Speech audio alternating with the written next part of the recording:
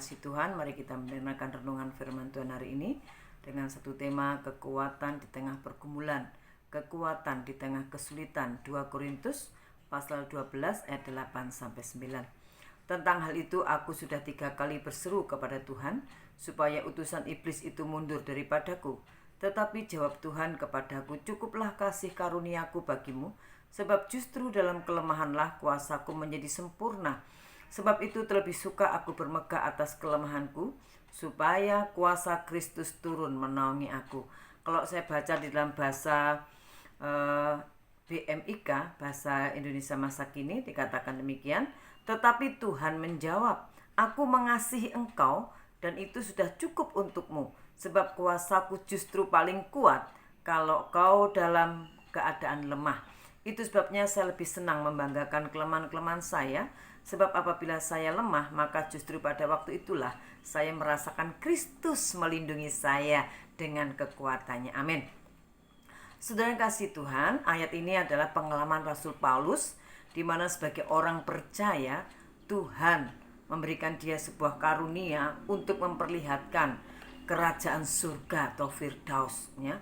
Ini sesuatu yang luar biasa kalau saudara baca ayat 2-4, karena bagaimana Rasul Paulus diberikan oleh Tuhan satu penyataan tentang Firdaus, satu keadaan yang sukacita.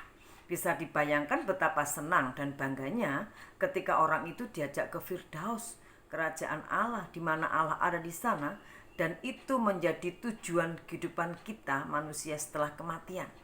Tentu saja kebanggaan menyelimuti hati Paulus, Rasul Paulus, dan kesombongan itu pun hampir saja merasuki kehidupannya.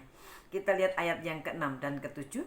Ayat 6 dan 7 dari pasal 2 Korintus 12. Sebab sekiranya aku hendak bermegah juga, aku bukan orang bodoh lagi, karena aku mengatakan kebenaran. Tetapi aku menahan diriku, supaya jangan ada orang yang menghitungkan kepadaku lebih daripada yang mereka lihat padaku, atau yang mereka dengar daripadaku, dan supaya aku jangan meninggikan diri karena penyataan-penyataan yang luar biasa itu. Maka aku diberi suatu duri di dalam dagingku, yaitu seorang utusan iblis untuk menggocok aku, supaya aku jangan meninggikan diri, supaya tidak sombong, ya. Tuhan tidak suka orang yang sombong. Ketika saudara sedang diangkat oleh Tuhan, diberi berkat oleh Tuhan, diberi kemuliaan oleh Tuhan, jangan sombong. Perhatikan pengalaman Rasul Paulus ketika ia akan membanggakan diri. Tuhan mengizinkan sakit menimpa kehidupannya, ya, sakit duri yang menggocok hidupnya, menggocok tubuhnya, ya, supaya ia tidak sombong. Dan sebagai manusia biasa, tentu ia juga tidak dapat menerima keadaan itu. Rasul Paulus, ya, dia kok seperti ini ya, setelah diangkat ternyata Tuhan berikan dia dijatuhkan, dia sepertinya dijatuhkan menderita, yaitu sakit. Sehingga Rasul Paulus sebagai orang percaya yang mengerti akan Tuhan, dia memiliki iman kepada Tuhan, ia berseru berdoa kepada Tuhan. Dan inilah tindakan orang benar, orang yang memiliki iman. Ketika dia mengalami tekanan, mengalami kesulitan, penderitaan, pergumulan, ia berseru berdoa kepada Tuhan, ya, dia berseru pada Tuhan. Tentu saja kalau orang sakit butuh kesembuhan, tetapi jawaban Tuhan bukan kesembuhan, tetapi jawaban Tuhan adalah dalam ayat yang ke-9 tadi, cukuplah kasih karuniaku bagimu, cukuplah kasih karuniaku bagimu. Kalau dalam tadi BMIK dikatakan, aku mengasihi engkau, dan itu sudah cukup untuk menjadi kasihku itu sudah cukup bagimu. Kasih karuniaku, keselamatanku, kasihku cukup bagimu, ya. Jawaban ini sepertinya kok tidak nyambung gitu ya. Minta kesembuhan, tetapi Tuhan menjawab, kasih karuniaku cukup bagimu. Ketika aku mengasihi engkau, itu cukup bagimu. Firman Tuhan mengatakan, kasihku cukup bagimu. Saudara kasih Tuhan, mengapa Tuhan kok menjawab, kasih karuniaku cukup bagimu? Kok bukan kesembuhan sempurna sehingga Paulus bisa kemana-mana memberitakan pekerjaan Tuhan, ya, tetapi Tuhan menjawab, kasih karuniaku cukup bagimu. Mengapa? Yang pertama, karena Tuhan ingin menyelamatkan orang yang dikasihinya. Tuhan ingin menyelamatkan orang yang dikasihinya. Saudaraku, kesombongan tidaklah menyelamatkan, tetapi kesombongan itu akan menghancurkan kita. Ketika hati kita mulai ada kesombongan, keangkuhan, maka hati-hati itu awal dari sebuah kehancuran. Amsal 16 ayat 18. Kecongkakan mendahului kehancuran dan tinggi hati mendahului kejatuhan. Amsal 18 ayat 12. Tinggi hati mendahului kehancuran, tetapi kerendahan hati mendahului kehormatan. Jadi Tuhan menjawab, kasih karuniaku cukup. Supaya apa? Rasul Paulus tidak sombong, karena kesombongan itu akan membawa pada kehancuran, akan membawa pada satu yang kejatuhan. Ya, jadi kalau kita mulai sombong hari ini karena kemuliaan yang diberikan, karena berkat yang diberikan oleh Tuhan bagi kita, hati-hati, jangan sombong. Tapi dikatakan orang yang rendah hati mendahului kehormatan. Rasul Paulus ketika dia menyadari akan jawaban Tuhan, dia tetap rendah hati di hadapan Tuhan. Dia tetap dapat menerima keadaan itu dengan baik. Ya, dengan rela dikatakan tadi, dengan rela kalau dia katakan ayat 10, karena itu aku senang dan rela dalam kelemahan. Senang dan rela, karena dia memiliki kerendahan hati. Dia tidak mau hancur. Dia tidak mau apa yang dinyatakan Tuhan itu hilang. Makanya dia tetap rendah hati. Dia tetap tunduk dan taat kepada kehendak Tuhan meskipun tidak sembuh. Dia tetap mengalami kekuatan dari Tuhan. Ya kan, Tuhan ingin menyelamatkan. Hati-hati dengan kesombongan anak muda.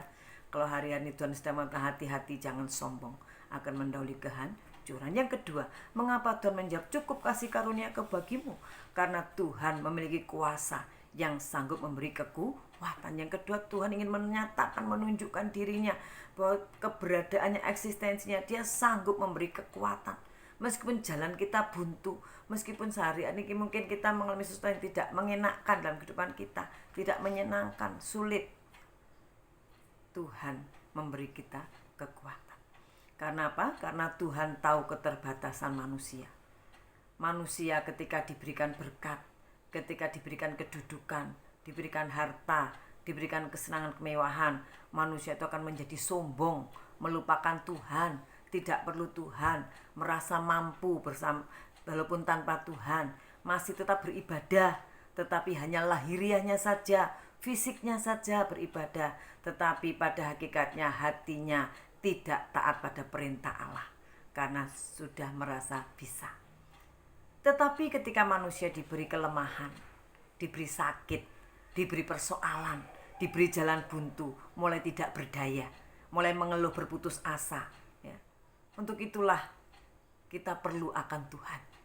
Seperti Rasul Paulus, saat-saat seperti inilah manusia mau berseru pada Tuhan. Tuhan perlu memberikan goncangan kehidupan kepada setiap orang supaya mereka mencari Tuhan sumber kekuatannya. Seperti Rasul Paulus, ketika dia berseru pada Tuhan, meskipun jawabannya tidak sesuai, tapi dia diberikan kekuatan oleh firman. Firman itu yang menguatkan. Ibrani 4 ayat 12. Sebab firman Allah hidup dan kuat dan lebih tajam daripada pedang bermata dua manapun. Ia menusuk amat dalam sampai memisahkan jiwa dan roh, sendi-sendi dan sumsum. Ia sanggup membedakan pertimbangan dan pikiran hati kita. Ibrani 4 ayat 12. Firman itu hidup dan kuat. Dia sanggup menuntun kita. Dia tahu pikiran kita, hati kita dia tahu. Dengan firman itu kita akan menjadi kuat. Kita akan dituntun oleh Tuhan. Untuk itu anak-anak muda yang dikasih Tuhan, apapun yang saudara alami hari-hari ini, tetaplah pegang firman kasih Tuhan. Itu sudah cukup memberikan kita kekuatan dan menjawab setiap persoalan kita. Karena firman akan memberikan kepada kita hikmat dan tuntunan apa yang harus kita perbuat. Amin. Tuhan Yesus memberkati kita. Mari kita berdoa. Bapa di dalam surga, terima kasih untuk firman-Mu. Jadikanlah kami anak-anak muda yang tetap rendah hati, bukan anak-anak muda yang sombong.